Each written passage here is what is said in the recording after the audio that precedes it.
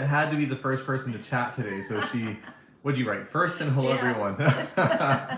Oh, and Marvin second, and Dave is third. Hello, Dave. I would say Marvin, you count as being first. Yeah, it doesn't count when Melissa's the first one to comment on a video. Yeah.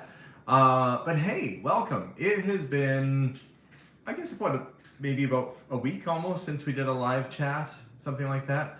And I haven't been putting out a whole pile of videos. The last one I did was visiting Tom at his Tom's Toy Emporium.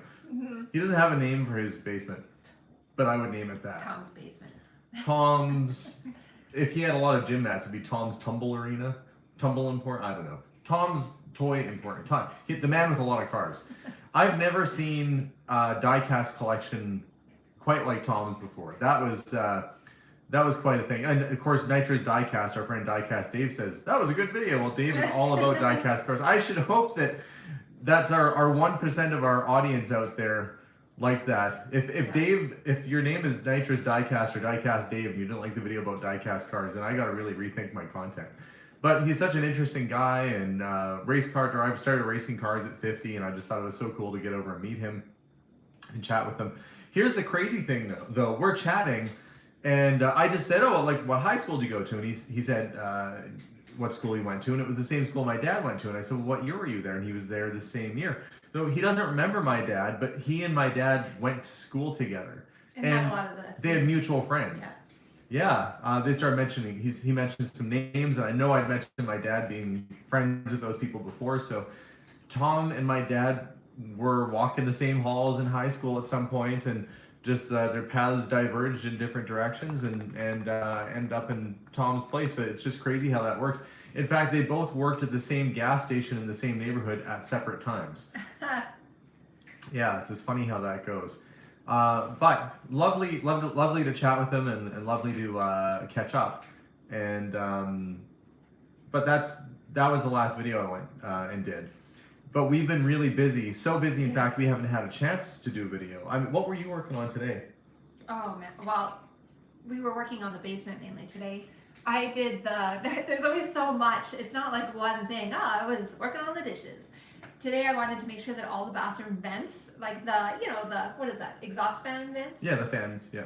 That they were all vacuumed and nice and clean, and oh, the debris that fell in my eyes. I thought I would take them completely down and scrub them, not just give them a vacuum. So that happened, and then we were working on the basement. I was painting the floors in the storage rooms in the basement. That's the next level we're taking our current house to. Like, we do all these home renovations on the channel, and we fix up places for people and stuff, and buildings. And when it comes to your own house, it's kind of like, a handyman never wants to work on his own house or work on their own car. When it's your own place, you're like, oh man, that just sounds like work. But we want to really make this place ready for the next people, and so they don't have to do much. Yeah. Well, and it's not big fixes. It's just like in where we had our freezer, it still had cement under there, and it was just, when we moved in, exactly the same. We thought it would look nicer if we used some cement paint, and just made it look nicer than just plain old cement. So yeah, I mean, there was just nothing wrong with it. little touches like that, just so that it feels nicer for them. I mean, it's a freezer room for me. It wasn't a big deal if we had it painted or not. We have the basement more or less finished with flooring and everything, but there's a couple storage rooms where we left it as just the original concrete. So we've been emptying those rooms out, reorganizing, and then I've been painting the floors in there. Yesterday, I went around our kitchen, and it's so funny how trends go. Last year and the year before, whites and grays were like it. They were the trend for houses and kitchen themes like that. All white was the big thing. Now kitchens are going back to woods, and they're not doing the two-tone thing anymore. They're going to like wood finishes, kind of like a 1950s or 60s kind of vibe, I guess. Or they're going with really bright colors for kitchens, like personalized kitchens. I feel like that would be a mistake if we like painted our kitchen cabinetry like pink right now. That would be, not that we'd want that, but they're showing that in some of the books. Like, people are doing dark navy or dark gray and stuff like that. But we want this to be their home, that they can, if they wanted to do that, they can do that. Yeah, but we had talked about maybe painting the cabinets last year in this house maybe to a white, but now the wood tone is coming back again. So instead, I spent some time refinishing some of our cabinets that had some wear marks, where your hands go and they touch the drawer and you get a little bit of wear around there. I refinished all that and I put brand new hardware on the cupboard doors, and it is looking much better. I won't point over there right now because we have dishes out and stuff that we have to do. So Well, I have a popcorn maker and a spray bottle. You can Yeah. probably point it over there. They'll live. They've seen it in my vlog way worse. yeah, okay. You guys, it's a spray bottle. You're gonna live. Okay. We're gonna do this then. Okay, don't look in the sink. There's actually dishes in there. There is dishes in the sink, yeah. But show like the microwave how that flips out. Oh yeah. So Melissa was working on the pantry before and she got that all organized. But I changed out the cupboard door handles we had on before were, well, I'll show you in a second 'cause I have them. I put the cup door pulls on, and we put these are modern, a little bit bigger handle than what we had before. We didn't realize though that it matched almost exactly to what our microwave was built with. So changing out some of the cabinets, refinishing some of the stuff around here and getting it more or less just cleaned up. We're gonna leave the wood as is because somebody else is going to be interested. Oh, this is what our, hang on. This is what our old handle looked like. This is why I'm carrying a tripod right now, the ironing in here. This is what we had on there. We had that. So you can see how that definitely has that sort of late 90s, early 2000s dated sort of look, in my opinion. And we went with just very clean, sort of simple hardware. And I like the old-fashioned sort of drawer pulls, like the cup pulls. It gives it sort of that country sort of vibe, which works with the craftsman style we've got working around the house. So, there we go. It's not even real dishes. Somebody said it's okay to have dishes in the sink. I basically did the dishes. I was using those pots to clean with. I didn't have any buckets. Our old handles still worked. It's just they looked, I don't know. That to me that looks like a 2001 door handle. But it's starting to wear, like on some of the finish, you can see, oh, this one's fine. That one's fine. Well, yeah, some of them were like dark on the edges and really shiny, bright in the middle. And Yeah. anyway, You can they're tell. done. But I saved them because I will donate them probably to Habitat for Humanity or one of those places that does reuse hardware. Because somebody might be making a project. I mean, heck, even Josh might be able to use these for something, and you can reuse them for something else. I mean, heck, I'm sure this would turn into a Somebody welded would be beetle or pretty something. happy. Like, I mean, when we first, it's just that it needed an upgrade, really. Yeah. in our So house. I did that yesterday. What did I use to refinish the cabinets? Well, I actually sanded down because we had the wood was starting to turn like kind of dirty looking where the finger marks were. Where I thought it was dirty, and I was trying to like really scrub it. I'm like, why is this not coming off? Well, it was the finish. when the clear coat, when the Varathane comes off and you get a little bit of moisture on there, it kind of turns it gray. So I actually sanded down that area where the gray was, got it all down, and then I just put Varathane on top. And Varathane has a little bit of a golden hue to it, so it actually blended and worked quite well. So the cabinets were able to get blended and cleaned up. But we're really doing all these things around the house that, truth be told, some of the stuff, it was things that I probably should have done before, but you know, the cupboard door still worked. It just had an Yeah. older handle or it had And a you little don't mark really on it. notice when you're sitting in the space for 18 years. You notice the big stuff, but Yeah. you don't notice the little things as much. So we're painting trim and painting doors and refinishing cabinetry and all sorts of little handy sort of projects around the house, but we're almost there. I was proud of myself yesterday because I fixed the gas fireplace.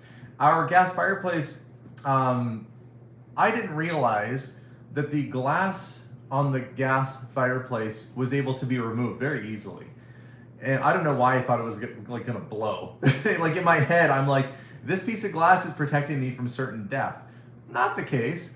I guess it's kind of like a barbecue that once the pilot light's lit and everything, it's fine. It's just a fire that's there. You don't want to have open gas leading into your house without any sort of flame to it.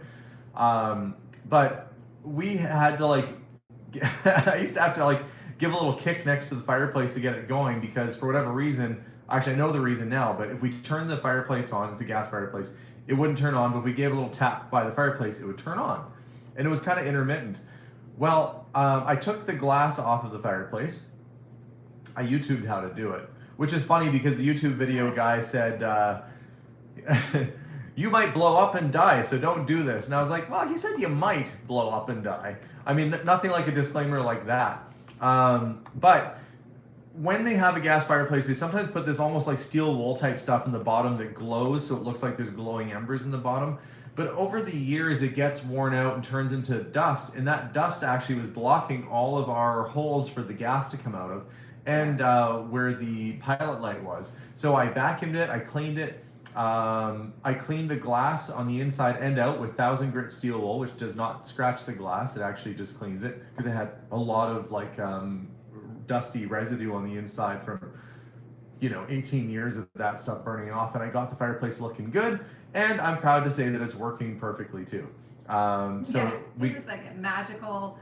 It works like new. Actually, it looks really good. It looks like brand new. It looks like a brand new fireplace. And I was so proud. You should have seen how many times I turned on and off that fireplace. I'm like, look, honey.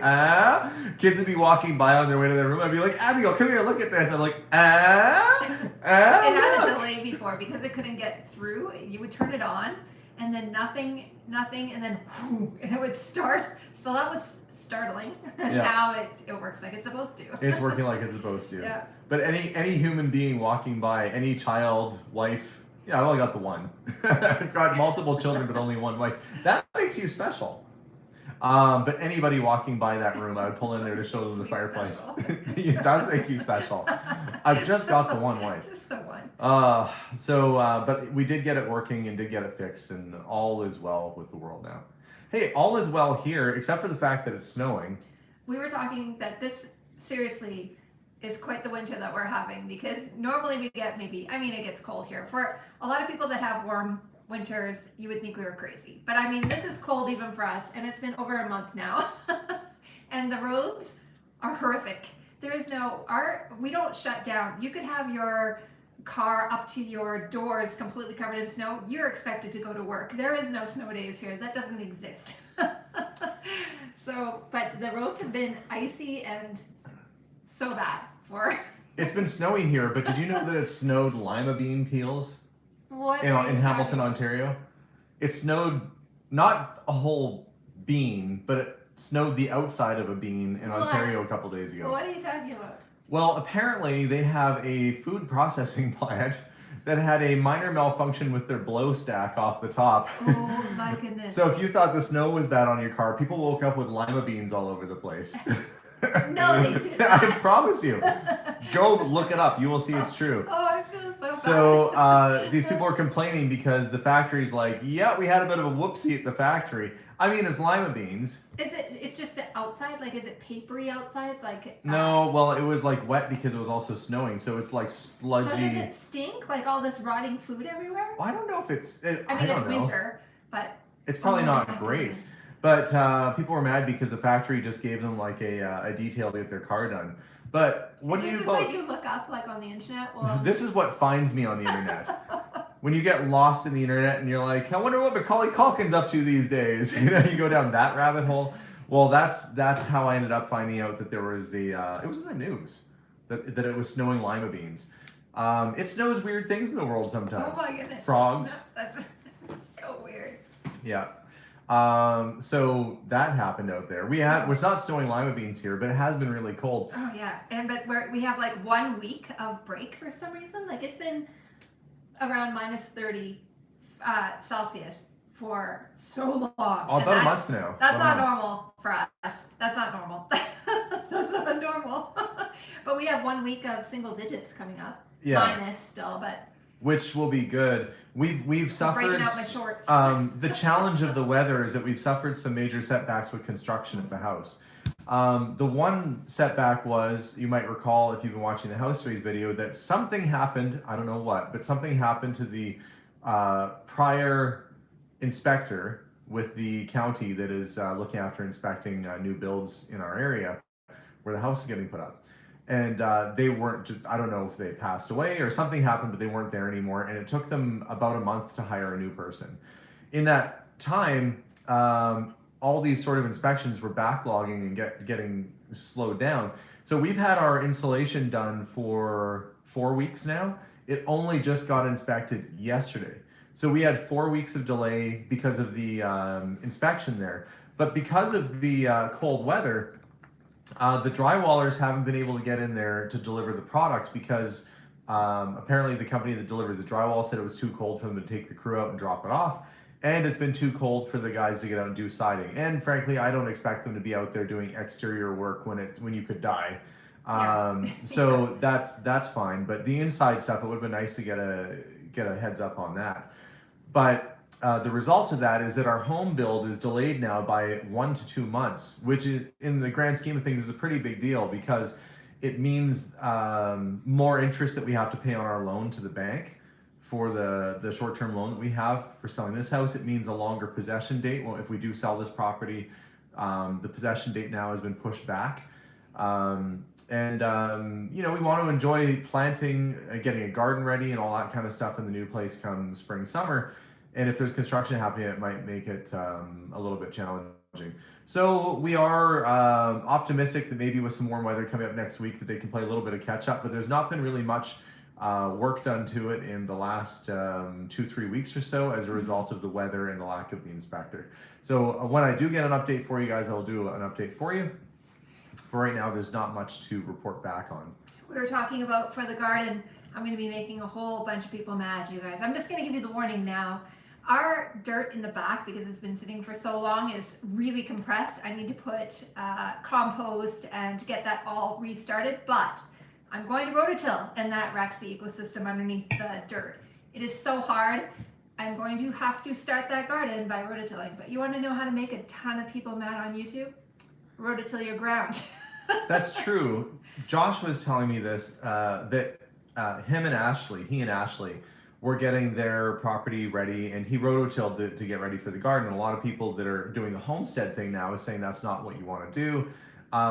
They're recommending processes if you want to get, I mean, and I understand. Yeah. They say that a lot of the positive bacteria in the ground, when you rototill, basically it destroys that layer and it makes it so your ground is in fact less fertile when you keep rototilling. The only time that you should be rototilling, apparently, is when you are opening your ground for the first time and trying to make a black dirt garden, which is what we have to do. Yeah, I'm going to take a chance, and we're going to do it. And I mean, it's not like I can reverse it once I do it. No, the only other thing we could have done would have been if we would have tarped off the area where your garden was going to go, like early spring this previous year. That's only for the grass, though, in the weeds. But that kills the grass and it composts the ground on top. But maybe some of you have a better idea of what to do. We're thinking rototill to get it started, and then you know, keep then I managing can start my layers to be able to do the garden. Nick is recommending dynamite in the ground. Yeah, Maybe I'll do that to open up the magical secret pit in the backyard. Wristwatch check, Ryan said. It's the same one. It's the same Omega. That's my watch right now. I sold all my other watches off, so that's my only watch right now. But it's a good one to have anyway. Yeah, add worms. That's a good suggestion. Somebody said lima beans. Yeah, they don't have the problem with composting. If it started snowing lima beans out there, we'd have some great compost. Somebody said for lima bean husks, they generally are dry. It's not like the, but you're right. If they mix it with the snow, though, hopefully it'll compost fast, and maybe it'll help their grass and everything down there. Yeah, so we do want to stake off and get the garden started this year. We want to get some trees planted. We'll have to get some grass seed laid down in the yard if we want to have a hope of it not turning all into weeds. Yeah, well, except for our weeds on that property are daisies, so I mean that's terrible actually if you're in that area. So if any come up, they'll be getting rid of them, unfortunately. It looks what was I gonna say? What were you talking about? I was just gonna say something about you talking about lima beans. Oh, composting trees. I don't know. I lost my train of thought. It'll come back to me. Maybe my train's on a circular loop and it'll come. It went out this year and it's going like this. My thought is going all around and it's going to eventually re-enter. Like tonight when I'm lying in bed, it'll re-enter. I'll be like, that's what I was going to say. They're off topic. Somebody said that if you put dynamite in the ground, maybe you'll find a car or something down there. I don't know if that's how you want to find something special in the ground. Oftentimes when I'm watching these shows like Oak Island, as you know, I watch that show, and they're drilling down, they're like, boy, it could be gold and treasure in ancient Mayan mass. I'm like, well, you got to stop drilling those holes down there then. You know, they get like some amazing piece, like a golden mask of a god, and it has a giant drill hole through the middle of it where their borehole went in. Like, well, that was an error. I don't know. I don't think you'd want to dynamite your yard and find a car. That said, though, there is a rumor, there's a legend that out by Melissa's mom's farm, their homestead farm, years ago, back in the 60s or 70s, some young hooligans, let's call them, made off with somebody's Corvette, and they didn't want to get in trouble, so they buried it out in a forest somewhere. And that legend apparently is true, but nobody knows because the guy that did it passed away, and I don't know. Anyway, it's one of those urban legends in that area. Job. Oh, obviously he must have had a back or something. Well, they might have just found an area that was like a little gully and just frantically buried it with stuff. That's So true. we think there might be a Corvette buried out near Melissa's mom's place, which I haven't gone looking for to any great extent yet. But it sure would be fun to find something like that. Can you imagine? Yeah, I can imagine. I can imagine every second of it. I've had a few interesting things come my way. I'm working on trying to find another big property to do a clear out on, and we're kind of waiting to hear back if we have one kind of on the go. But the big news that I'm waiting on, and I don't want to jinx it, is that we did have an offer on the Potter's house. We had temporarily rented it to some lovely people that were viewers of our channel. They rented it. They kept very good care of it over the last few months. And they're moving out actually this weekend, so we hope the move goes good for them. But once they're moved out, we have some people that are interested in possibly purchasing it. So our realtors are kind of talking back and forth, and with any luck, hopefully, fingers crossed, and everybody out there send us some good vibes and some positive, my mom would say, positive energy that place sells, because that's basically the missing money we need to finish our house. So that'd be fantastic if it ends up going. So I'll update you. Trust me, I will do a live feed if the Potter's house sells. I will do a celebratory live feed and let you guys know. But right now, it's not official. Realtors are just talking amongst each other. I like how the people who are actually involved don't ever talk. You know, could you imagine if like on Facebook Marketplace you want to buy like somebody's used bicycle and you're like, I'll have my people call your people, and they do the negotiating. I guess on a big deal like that you go through realtors, but Maybe you don't want to mess it up, or who knows? yeah, you don't want to mess it up and say something like, boy, this place sure is haunted, or something like that, right? And get yourself into some kind of hot water. I see Josh is on. Hey, Josh. Oh, Josh is on. Hopefully Josh is feeling better. He was a little under the weather the last couple days. Yeah, so he said sick. okay. I no, but Josh says sick like people say cool. Well, initially I saw it like it was cool, but then I'm not sure if he's feeling better. You can't say cool if you work in an ice cream shop, though. That's cool because everything would be cool. And you can't say sick if you work at a hospital. Like, dude, that dude's so sick. They'd rush in there like with the equipment ready to defibrillate him, and he'd be like, no, he just told me some really good dad jokes. When generation gaps form. You know, it's kind of different though, being raised by baby boomers. You said sick as in cool. Yeah, But sick I'm as in still cool. sick. Oh, Josh is sick. When is the sports card auction? The sports card auction is actually on right now, Nick. So if you go to, this is the part where I'm going to advertise our auction. If you go to kauctions.ca and look for the January 15th sports card sale, you will find approximately 500 to 600 sports cards ranging from the 1950s to the 1980s, with classics such as a Wayne Gretzky rookie card, Mickey Mantles from the 1960s, Frank Mahovlich rookie cards, and so much more. Check it out at kauctions.ca. They will ship worldwide. Everything is no reserve. It's not going up my nose. There's a lot of this. Oh my gosh. I don't know. This is slowly turning into walk like an Egyptian or something. How do I go off on these tangents? This is why I can't do actual commercials for people. They'd be like, we thought you were good for the first minute, and then you kind of spoiled it. I think I might have been voguing there or something for...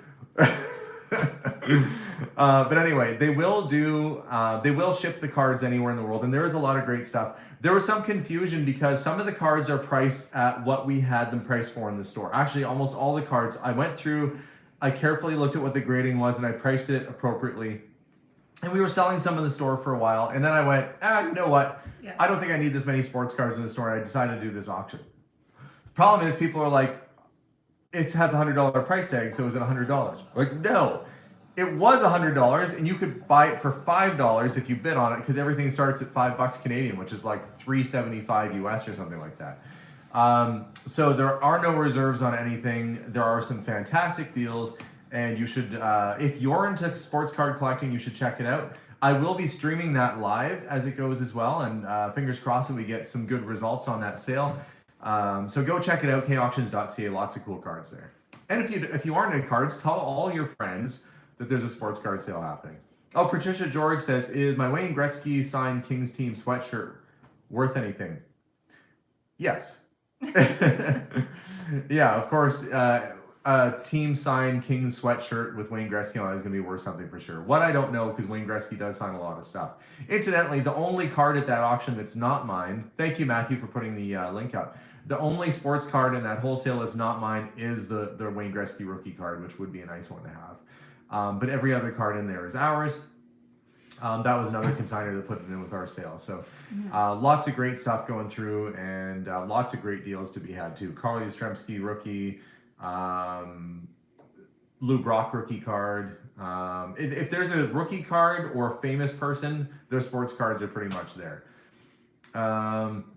Is the GoFundMe on Curiosity Crew a legit one? They say some family members needs help. That is actually my mom's cousin's granddaughter. Yeah, we didn't post that on our Curiosity Inc. page or anything like that, because we actually just posted on our private page, and Matthew was nice enough to share it on that. But that is actually family of ours. We have a little second cousin of ours who was a baby, and she was born with half of a heart, or plasticized heart. So she's been going in for surgeries pretty much every couple of weeks. So their family was doing a GoFundMe, which we donated to. But that was on the Facebook Curiosity Crew page, the link for that. But yes, that was real. That's smart that you asked. Nick says he has about 5 million sports cards. What's a few more? You know, sports cards have been a really good investment over the past number of years too. And lately, graded cards have been the way to go. But the problem is, it's very difficult to get stuff graded nowadays.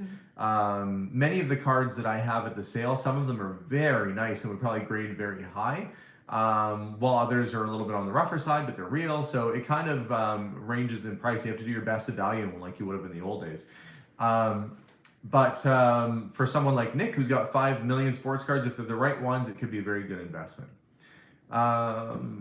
So let's see, what was I up to today? We were painting floors, changing cupboards, getting ready for another auction sale, because we've got the sports card one coming up, and then we're doing sort of an antiques and collectible sale in February.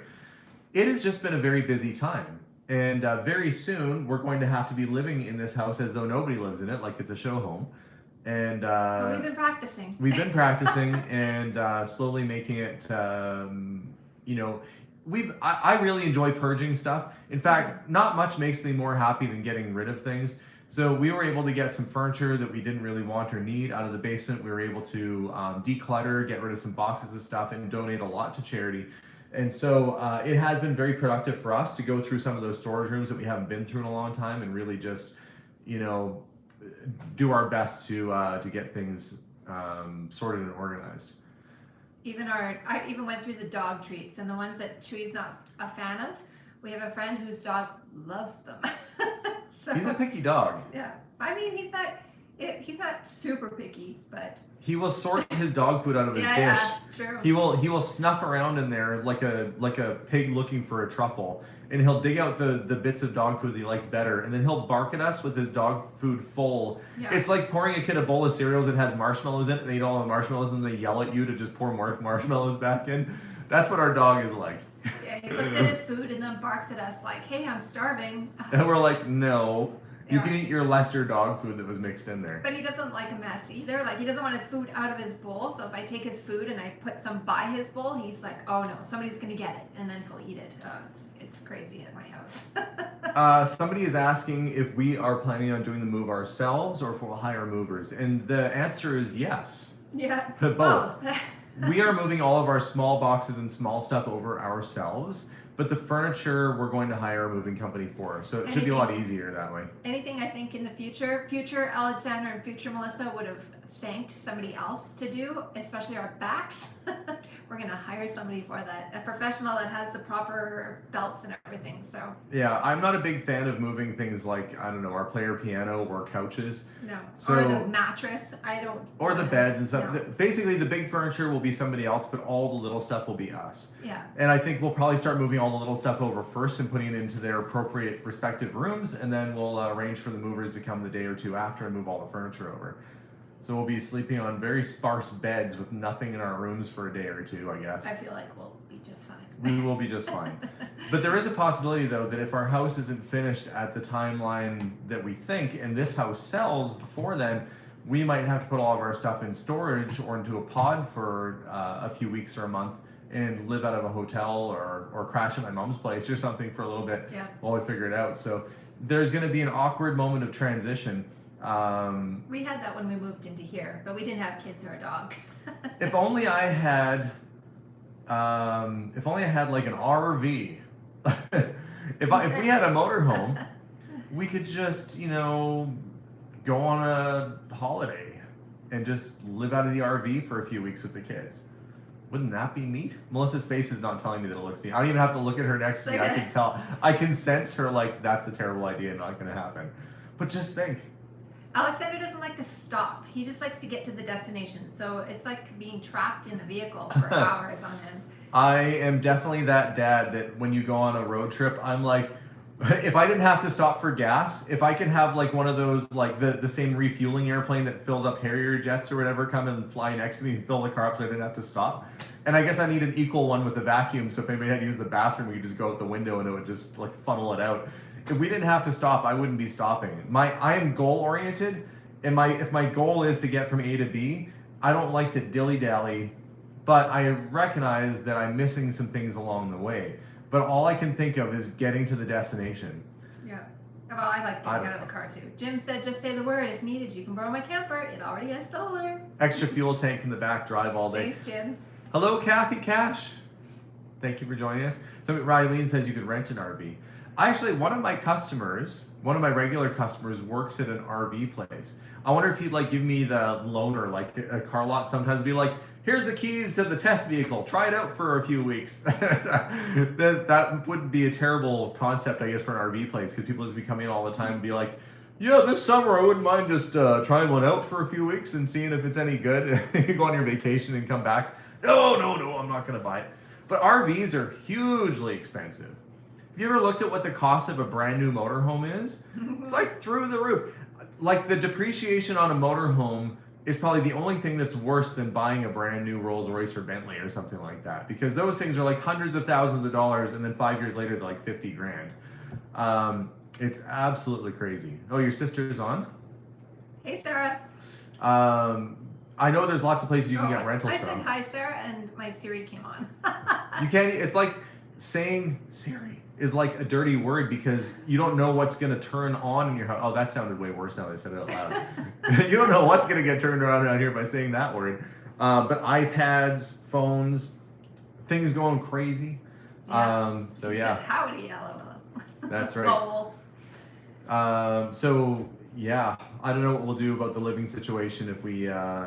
We don't have to worry about that right this second, at least. No, but it's good to think about I like to think of not a plan A and B, but a plan B, C, and D. Yeah, we have so many options. We have friends that we can stay with. We have family that we can stay with. And we should get Drew Pad to finish the garage, and we could just live in our garage. Oh, that sounds like fun. There's a porta potty in the yard. Yeah. Oh my gosh. Can you imagine? No, I'm good. I'm okay. We'll go when it's finished. I just feel like, can you get the garage done first? We're going to move into it. Because the cleaners need to go in. It's going to be loud. There's going to be fumes. No. Nah. I won't park in there while we're living there. No, I mean from the rest of the house till they're all done. It's okay. Yeah. Let's see. Move in with my mom's place isn't very big though. That's the problem, Randy. My mom's got a 2-bedroom apartment, and one of her rooms is a art room. So that means my mom wouldn't have a painting space in there. But they have rentals within her condo unit, so yeah, we've looked at that option as well. I mean, if we need it, there's so many options that we have though. At least we have options. Like we're not just gonna be tenting. If it was summer, we could even do that. Yeah, I don't think I'd want to. It's probably gonna be close to summer, but I want to think about that. I want to imagine being in the house. Drew I'm Pat looking at says piles of snow right now. if we get some warmer weather, he says they might be able to get caught up a little bit and might be able to get us in there to mid-May. But right now it's looking like July 1st, so we'll see. In the very beginning, Nanette asked if we got. Can you get rid of that one? Oh yeah. Hold on. Yeah. I can't get it. Hold on. Rent a cabin on the lake. Camp out at your store. Yeah, our store is actually built to be is built to have a house on the back of it. The back part of our store was living quarters originally, and there is a kitchen and a bathroom, but it means I'd have to shut off half of the store essentially, which I don't really want to do. I don't want to put our family where customers come either. And my mom's on. Hey, Mom. Yeah. So I guess what's next for us? Getting the house ready is really the big thing right now. Once that's all taken care of and done, I'm not planning any future extravagant purchases like an old car or anything like that until after we're in our new house. I am going to be as good as can be, and I'm going to be getting as much of our house payments paid off and selling as many things as I can, and trying to get everything all set up and organized. So we are definitely enjoying getting everything all put together, and it's going to be absolutely perfect in getting it all taken care of. So I guess the last little bit here, what sort of questions do you guys have? And I wonder what we can answer for you. They said so long. Oh, okay, there we go. It's just that sometimes you'll get somebody that just is creative enough to keep saying stuff. Alex says that now, then another car finds its way into your life. Well, if something really amazing came along, I would probably try and find a way to make it work. Yeah. But I'm learning to be patient as I get older, which sounds crazy, but I am learning to be patient. I'm probably one of the most impatient people that my wife knows. True. I don't know. Maybe there's more. But I don't know if it's being impatient as driven. You're more driven, not necessarily impatient. Yeah, but I am. I don't know. I'm always open to opportunities. I'm always open to seeing what doors open and what's behind it. Mark Chandler asked, "Did you sell the Plymouth wagon?" Not yet. The wagon is still part of our collection, but that is going to be. I don't know. We'll find the right home for that at some point. And you know what? If it doesn't sell, I'll probably start doing work to it once we move over to the new property and I got some space to work on it. What kind of fruit trees are we going to plant? Probably apple. Well, we'll have raspberry bushes because we had that before. Pear? Can we try a pear tree? Well, we could. Or plum? I'm going to attempt grapes because we have a chain link, but apparently it takes 3 years. Maybe plum, but mainly apple. Apple's going to be the big one. Apple, yeah, but the problem is the more fruit trees you put up, the more wasps and hornets that you get. Yeah. But we're gonna have to try and do a little bit of control in our area because Oh man, that was crazy last year. I think it's because was it really dry? Yeah, it was super dry. So we didn't have mosquitoes, but in place of mosquitoes, we had lots of hornets. We had like no mosquitoes, and then we had yellow jackets. Yeah, peaches and plums. I wonder if we could grow peaches. Josh, do you have peaches? I don't know. I didn't know we could grow peaches here. It'd be Pears cool if we are could. pokey. Oh yeah, I forgot they're pokey. We can grow pears here. Oh, we cherry, can grow maybe? plums, cherries, yeah, because we like making jam. I really love having raspberries. That's something I'm going to miss in our backyard now for the new people that are going to be owning it. We have apples and we have a garden. There's stuff that comes up in the garden every year, like the strawberries. I have onions. Those don't go good together. I imagine lots of flowers and lots of fruits. Yeah, and vegetables and stuff like that. I want to be able to survive by eating what's in our yard if we had to. I wish we could. If I could grow peaches, I would. The best peach I've ever had in my life, Alexander's aunt in BC, she had a peach tree in her yard. And she said, go have one off of the tree. It almost fell into my hand. Oh my goodness. Best thing I've ever had. Somebody says, have you dog-proofed your house so Chewy doesn't get out? We've actually completely fenced the majority of our property around our house, so that Chewy can get out and run around and we don't have to worry too much during the day. I think we'll bring him in at night anyway, so we don't want to have a big owl take off with our dog. Yeah, or a coyote or something. Oh.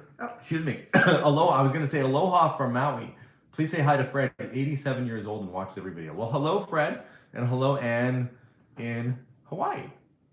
You are probably not complaining about our weather out there right now. That's where we would be right now, Maui. Somebody says their aunt is in Ukraine and has awesome peach trees there.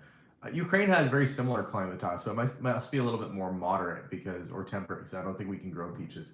I've never tried actually though. Marvin said they got stung 36 times by yellow jackets. You are lucky to be alive. I'm glad that you're here typing to us. That sounds horrifically awful. Well, I had that experience driving over the hornet nest, the ground wasp or whatever they were. They were not happy with me that I drove the lawnmower over top of their house. No. Yeah. You just thought Steven took off. That's pretty funny. Yep. Teenagers, as my kid just is gone. leaving his stuff in the middle of the path where I'm going, look at this kid, just drops his stick right in the middle of the road there. And nope, he was getting chased by bees and he's waving and running. I just like looked over and saw him running around. I'm like, I needed his help to clear sticks off the path, and there he is just running around waving his arms like some crazy person. Kids these days, I don't know what I thought. I was like, was he trying out new dance moves or something? We do own more land behind the fence. We own the bush as well. Oh yeah, we own a creek and bushes. We have like Yeah. a little tiny forest behind our place with a creek running through Yeah, it. but we didn't want to fence all that. No, and plus that's also a pathway for animals. The creek Yeah. has to stay open, so we did the part that made sense for us, and we'll have a little wild sort of nature reserve behind the house. That we do want to do a little bit of landscaping back there at some point. Yeah. In terms of just basically cleaning the forest floor and making it look tidier and walkable, so you can kind of go for a little walk back there. But yeah, let's see. Steven says he ran over a wasp nest too. Never ran so fast in his life. Only got stung 4 times. Well, yeah, that's that's where I was saying that they like outsmarted me and they were waiting for me in the car. So he says gold panning videos in the future. Yeah, I guess we could. I mean, there are places that go. There are people that go gold panning. Have you around ever here. gold pan? Have I? Yeah. Yeah, you took me. Did I? You took me to the river I've with been your mom. many and- times, so I don't know. Yeah, you took me. I didn't get nothing. I got Well, you probably squashed. got. Did you get a speck? I mean, in the river, No, a lot of it's times not. you'll get like little tiny flakes, like maybe a sparkle, and you're like, yeah, that's gold. I think I was just enjoying standing in that creek, you know, with my pants rolled up and standing in the water, and it was just a beautiful summer day. It's pretty fun. I mean, there's a lot. You have to really think about how the water flows and where it would get hooked on rocks, where the best. I kind of miss doing that. Not right now. Yeah, I think in terms of vehicles, the next one I'd actually like to get would be a bobcat, like a skid steer. I want to get something that can move product around. And, Oh, we can't gold pan the river behind our house because it's a creek that dries up. Apparently, years ago, it was a constant running stream, but this last year was fairly dry, and so the creek actually pretty well dried up. Normally, there's beavers in it and stuff, and it's this whole little ecosystem back there. But this year, the creek done run dry, and we're thinking that it collects the runoff from all the fields kind of in the area, and it runs it, and it probably meets eventually with the river system or something. Yeah, it goes for too long to not be. Yeah, but this year in springtime, there was lots of water in it in spring, but come summertime, with it being so dry, there wasn't a whole lot.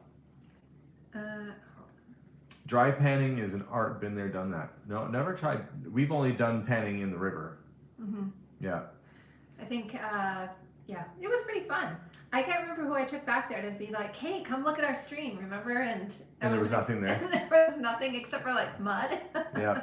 Well, there must have been enough water in it at one point that the guy who had the land originally had a water pump back there to pump back water up to his place. So I don't know. Well, we'll see what it's like. But last year was definitely dry. We don't want to have it. We don't have a lot of still water back there, which is good because if you get still water, you get crazy mosquitoes, and we definitely don't want that. No, mosquitoes are not our favorite. Blackberries would be good if we could plant those. Yeah, sometimes there is a dam upstream. We have one of our neighbors that I think looks out for that, right? Yeah, they hire a person to go and take down the beaver dams every so often, which must really annoy the beavers. Yeah, true. Because it's a big job. We do have a lot of deer in our area. I wonder if they ever take retribution and they're like, fine, we're gonna come tear down your house. And we come home one day and they're all gnawing at the corners of our house. It's like I was watching some video, I think TikTok, something like that, where they have a pet beaver and it would go and get like the plunger and it starts building like it's just in their nature. They start building a dam. Like, Wait, it they have a doesn't even beaver in matter. their house? Yeah, it's like their pet. That seems like a dangerous pet to have in a house.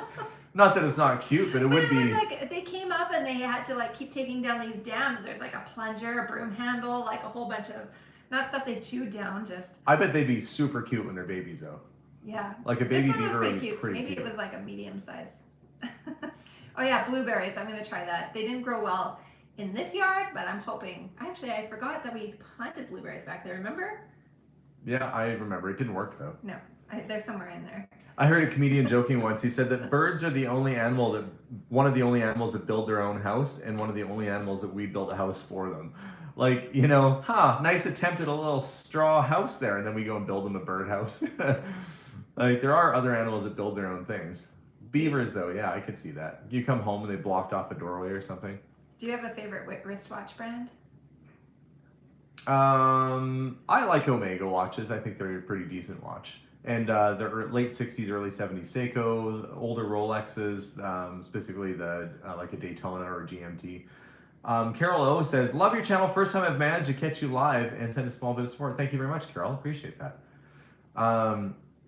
We do have dragonflies. Thank goodness. They're the only thing that, yeah, they help eat the mosquitoes. That and the bats.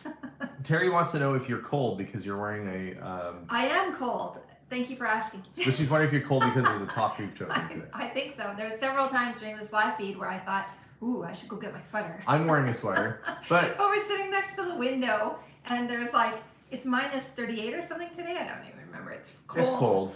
With the But- wind chill it is. Yeah, with the wind chill. It's pretty chilly out there. But yeah, I'm not a big fan of having my arms covered.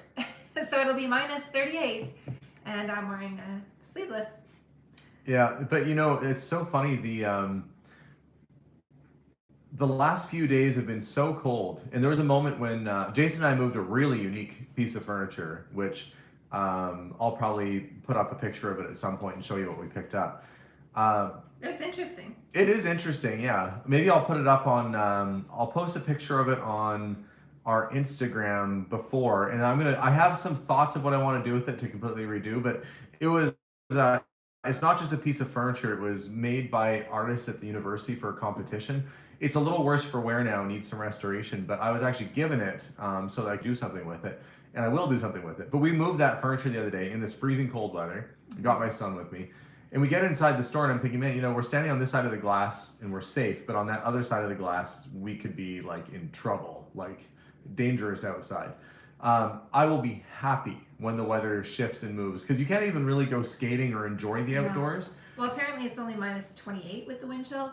It's 10 degrees warmer than I thought. I mean, that's the thing about Alberta, though. We will have the sun shining, blue skies. It looks incredibly beautiful, but that beauty's gonna get you.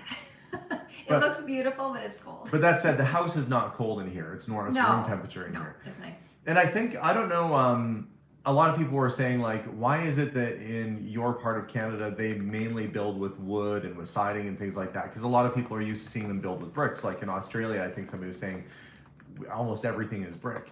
I think it just is based on what is available. You know, there's more forest here than maybe there are places to you know, make bricks, or I don't know. It's not a common material. In fact, it'd be very expensive to build with bricks here because it's not common. You could build with brick or stone or whatever you want to build with, or even concrete. But I think this combination of wood with the insulation, with the drywall, it makes for a fairly comfortable house, and it's fairly energy efficient. So that's what we've decided to do with our new place too. And again, like 95% of the places in our area are built that way. So it's just the building practice of our area. Any questions that I got to answer? No, they're saying that they're surprised their school's shut down if it's below -0. I think that's just 0. Not there though. We never shut down unless, I mean, Rarely. yeah, extremely rarely. It was minus 45 and the schools were still open. Like, Yep. I'm not kidding. It can be snow, ice, doesn't matter. You're expected to go. If your car starts, you need to get there. And you'd be surprised what'll start in the cold weather. Mhm. Patty says, hey Alex, how's your sister doing? Heather's doing quite well. She's got a lot going on in her life right now, which if you've not tuned into her vlog, her DNA Gone Wrong vlog that she does, you can Google that and look it up. I don't want to steal her thunder or give away what's been going on in her world, but needless to say, it's probably good that we found each other at the right time, because I had lost some family and was able to find Heather, and she has unfortunately lost some family that have chosen to separate themselves from her, and so we found each other. But her journey has been very challenging with this whole DNA thing. In fact, I don't know what advice I'd give somebody. If you're going to do the DNA thing, you have to be prepared for potential drama. I think, for me, I looked at it like I was curious to know more about where my family was from. I wasn't necessarily expecting to find a sister at that point, even though I know my dad thought he might have a daughter out there somewhere. and was kind of looking and stuff. I didn't think of that as being a way to find that person. I don't know why I didn't think of it. I think Ancestry, the DNA thing, was fairly new at that time when we did it. And so I wanted to know more about like my family history and what countries they came from and what our background was. And when Heather did it, she was trying to find information for her dad, who was adopted, to find out more about his family history and stuff. And so when we first started chatting, we were trying to figure out how her dad was related to us, thinking that maybe he was some uncle that I didn't know about or something along those lines. And you would think that somebody who was maybe trying to find some of their own family themselves might be a little bit more understanding when you find out there's been a little bit of a different story than what you'd expect. But needless to say, people handle things differently, some better than others, and it's been a big challenge for Heather and for her family as a result. But thankfully, like I said, we have each other, and like Maple says, she's an absolutely lovely person, and she is. I'm very glad to have her in my life. I just talked to her yesterday, and she's warm in Colorado. I was supposed to be out there actually. Tomorrow I would have been flying out to Colorado and to go to see her, but we didn't have a chance to do it. Matthew says he did his DNA test, found it was related to our dog Chewy. Well, you both have a fair amount of hair, so I mean that could be Matthew. I think when it comes to the whole DNA thing and stuff like that, the thing is that it's the truth. I mean, the people that are getting mad are because they want to live a different version of the truth. You can't undo that she's your sister. So no, they have to come with fact with what happened and that this is a new reality. And I don't think that shunning it's not somebody even a new reality; it's the reality. And yeah, it is that it just is what it is. Yeah. And I think that there's ways that you can handle it, but I think that excluding family members or disowning people or yelling and screaming and stuff is not the way to go in this but situation. we all get to choose what kind of people we're going to be, and I think that even though it's not very nice, that's who they're choosing to be at this point. And it's caused by hurt feelings and stuff like that, but at the same time, we all get to choose who we are and how we act. We can change and learn and grow, but we get to choose. Although it's created some challenges for Heather and her family, and also challenges in my own family too, with a couple I have an aunt and uncle that didn't like the whole outcome and aren't talking to me now, which is ridiculous because as the kids, Heather and I did nothing to create this situation. Yeah. And so to be mad or upset or hold grudges or disown us over something like that is just, in my mind, absolutely ridiculous. So I don't understand completely. I don't actually understand at all where they're coming from. I understand the first bit of frustration or anger or disappointment in the situation they might have had, but to take it as far as they did and to essentially disown that side of their family is absolutely ridiculous. And I think, frankly, it's just a sign that her parents and that side of the family doesn't want anything to do with her. Might have some growing up to do themselves that are acting immature. And from my perspective, my family members that didn't want to be in my world as a result of this probably aren't people that I should have in my life anyway. Sometimes family isn't necessarily the most positive influence in your life. Not that I wouldn't be open to having them in my life, but not if they're putting strict measures in place that you can't talk to this person, you have to do things my way. Yeah. I'm sorry, but an aunt or an uncle can't tell me how to live my life. In fact, I don't think my parents even could have told me how to live my life. I was a pretty, stick in the mud kind of teenager who knew what I wanted to do with my life. So I think that, you make your path and you stick to it, and I will be the best family I can be for Heather and for Alyssa and for her beautiful family, and try and be there for them in the absence of their other family who's decided to step away. But I think you're right. People do grow at different rates. And who was it that said, when you know better, you do better? I think that's very true. Like, we've all made mistakes where once we realized and we learned, we ended up being able to change our ways and doing better.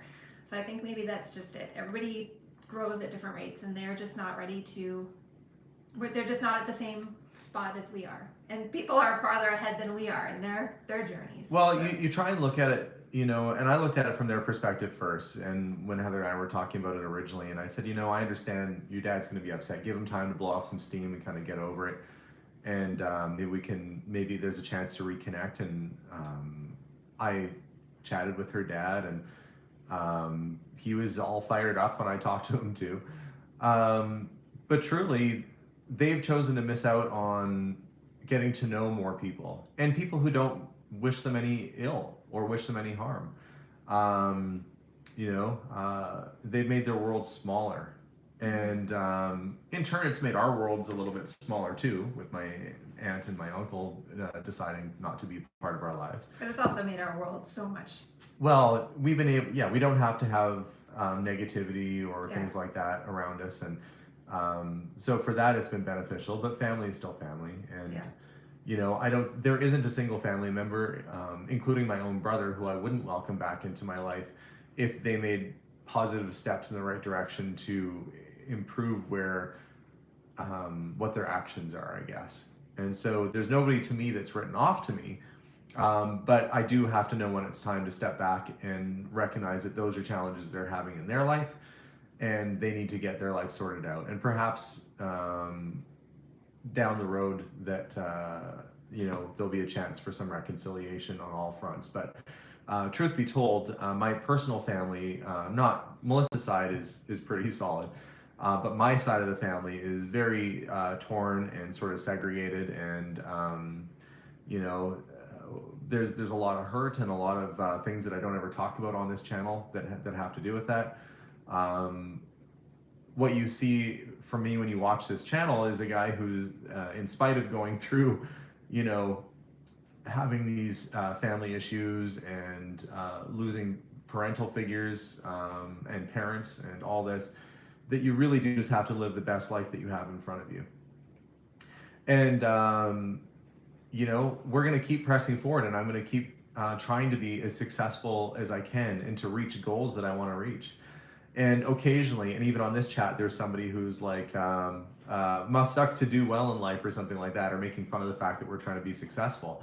I'll never be ashamed of the fact that I've tried to do something with my life, and that we're building a house for our family, and we're going to live our best lives. But that's their issues, because they're not doing well. Well, we don't know how they're doing. Oh, yeah, we have no privy to their, Right. but their situation will not ever affect us and our future success. And I think that when there's people in your world, or people that come into your radar that are trying very hard to talk you down or put you in your place, you have to think, what can I do to control my own situation? What can I do to control where I'm at to make my situation the way I want it to be? And how can I improve that? I see Josh is on here too, and he says, how dare you do what you do? How dare you do you? Yeah, there are people even on Josh's channel who say, like, must be nice. Josh hears that a lot. Yeah. But I will tell you this, that if we started off as poor as anybody could start off, you guys know my story from now. We had bouts of homelessness as a kid. Melissa was on a farm where they actually used to carry well water up from the well to the house, like the pioneer days. We still have that same thing, except for now it's pumped up. Now it's pumped up. But we were strong because of that. So it's not like either of us were born with a silver, gold, copper, or tin spoon in our mouths even. But the one thing that can set you on the right track is being positive, and always looking for what the positive is in a situation, and looking for what you can do to improve a situation. And not letting a situation control you, because sometimes it's not necessarily always looking on the brighter side. It's realizing that whatever you're going through might be setting you up as a lesson to get to where you need to go. And sometimes those lessons suck. And it's hard to see that it's a lesson when you're living it too. Yeah, it's so true. The thing is that not letting that control you or become your story.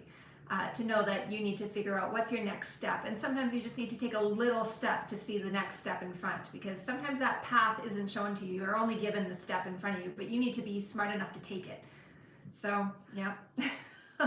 And so I think that's where Melissa and I see very similarly in a lot of things. Like that's the one thing that's easy is regardless of all the crazy things that sometimes I bring home a car or something, people say, oh, Melissa must be a saint.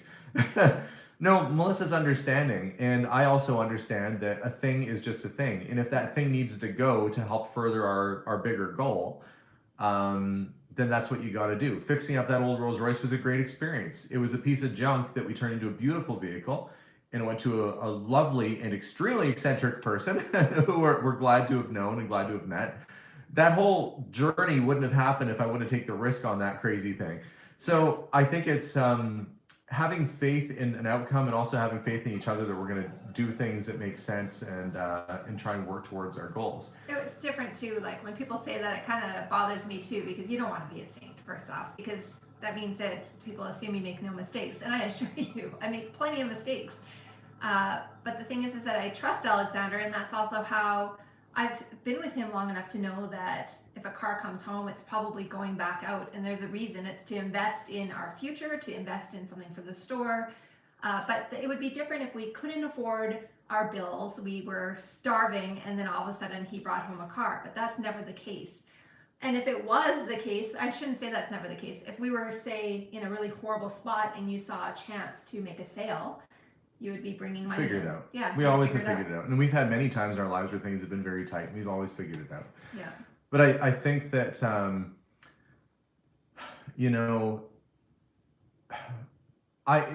frame of mind I'm in right now, and I know there's 1,800 people on there, and very few people that watch this live feed later are probably going to stick around at this part of the video, but that's fine. I'll tell this to the 1,834 people that are on right now.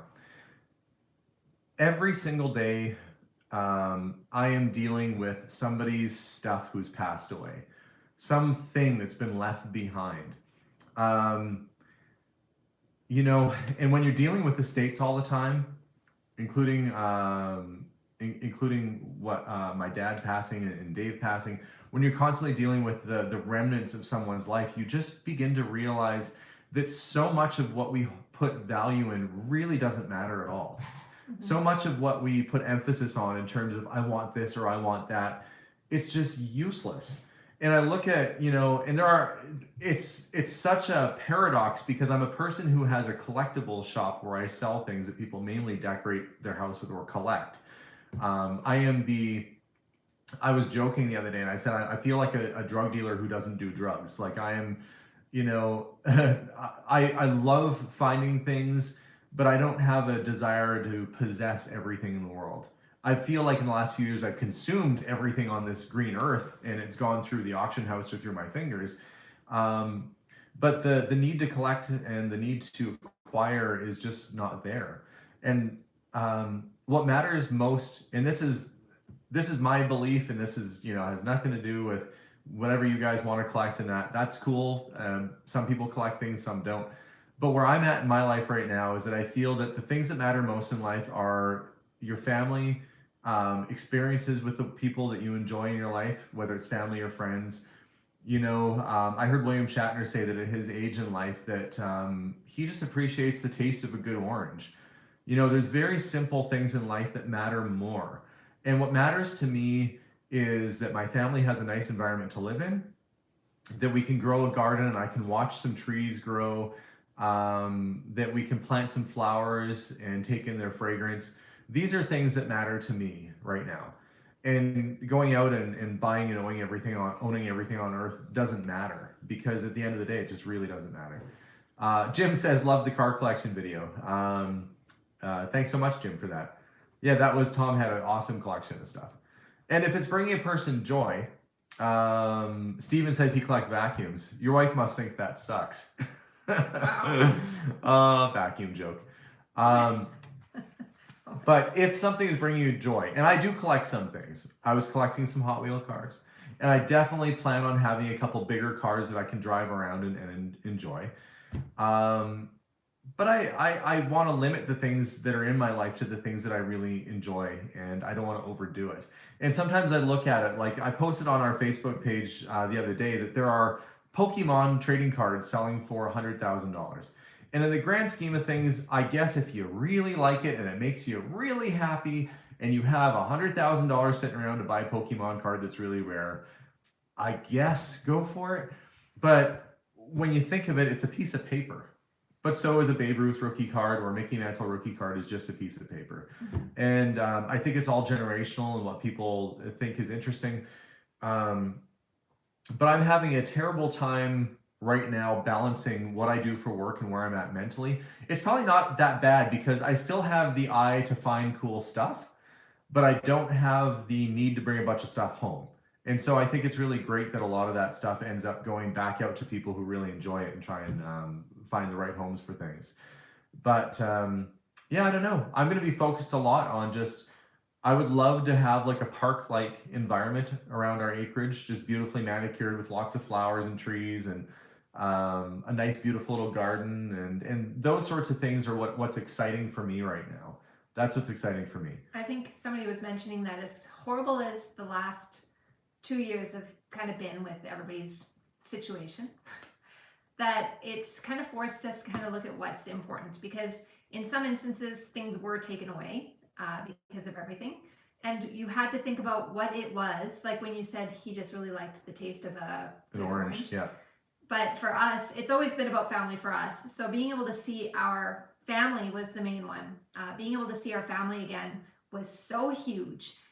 Nothing mattered. Nobody could have given me anything other than being able to see them was the best gift. And it's funny because there's no items in the world that would ever bring me more joy than that. So I think probably part of it shifted for me too, because my dad and I, for a while, when I was younger, my brother and I used to go around and we looked for collectibles and stuff, and we had that very much in common. And I don't really have him in my life right now, sadly. But for many, many years, my dad was one of my best friends. And he and I would go to garage sales and we'd look for things. And I think what I missed most was that experience of the hunt and the spending time with my dad, you know, all those little adventures that we used to go on together. And so those are things that were more precious to me now. I don't even remember what I would have found at garage sales that were super cool, but I do remember driving around with my dad and my mom too, when over the past number of years, and just really enjoying the time that we spent together. So I think that no matter what you do in your world and no matter what you do in your life, as long as you're choosing actions that bring you happiness and put you closer in touch with the things that make you happy. I can't tell you how many times I go to a scrapyard and the guy's 90 years old and he's got tons of cool cars that could be restored. And he's 90. And you say, would you sell that one? No, I'm going to fix that someday. What about this one? I'm going to fix that someday. And you look and the guy's got like 600 cars in his field. And, you know, it used to kind of drive me crazy, but I know you can't change that person's perspective. Maybe that's like his art gallery. Maybe he's 90 years old and those 500 cars out there is his art gallery that he likes to walk out there and look at his crop. Like a farmer full of wilted wheat, he likes to go out there and run his hands through the harvest of dilapidated rust. Oh, I'm waxing lyrical now. But there is certainly... you know, a lot of times when I come across those situations and I just think there's so much more we could be doing or so much more life to be brought back into things. And I hope that this future year, if I can do anything, what I would love to focus my energy on, and I see Steve Downs has joined the Explorers Club, Awesome. and Kay Madsen as well has joined the club. Thank you so much.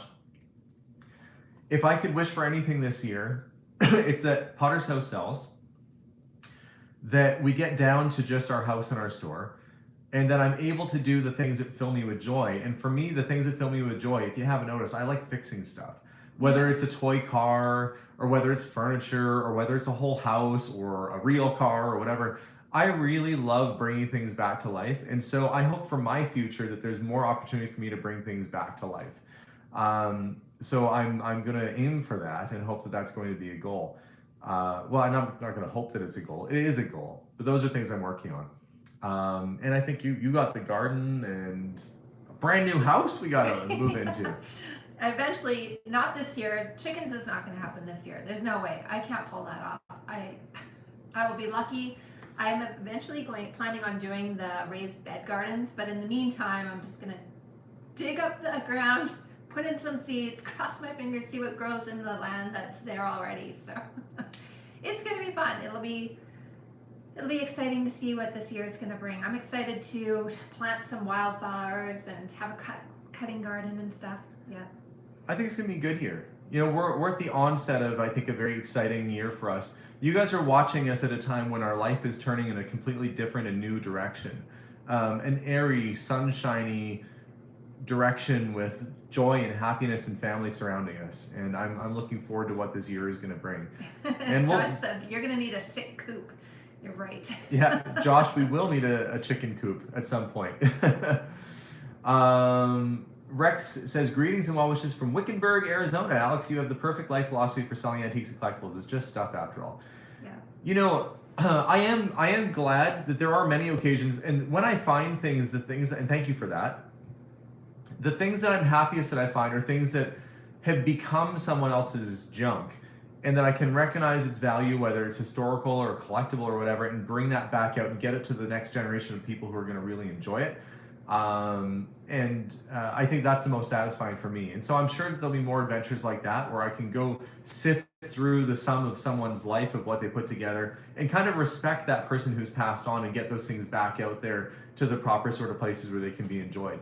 And I think we did that with Madame Rack's stuff. We were able to dig deep and find the gems literally that were hidden in her house and get them back out to people to enjoy. And with Mary Borgstrom, to find her artwork, and heck, even write a book about her artwork. If you didn't know that, we have a book on Amazon about the Potter's House that we did. And, you know, just really have these great experiences. And I'm very grateful for that. And over 60, so what? Welcome to the club too. So guys, thank you so much. We really enjoyed that. You guys, almost 2,000 of you now have stayed on with us for this live feed.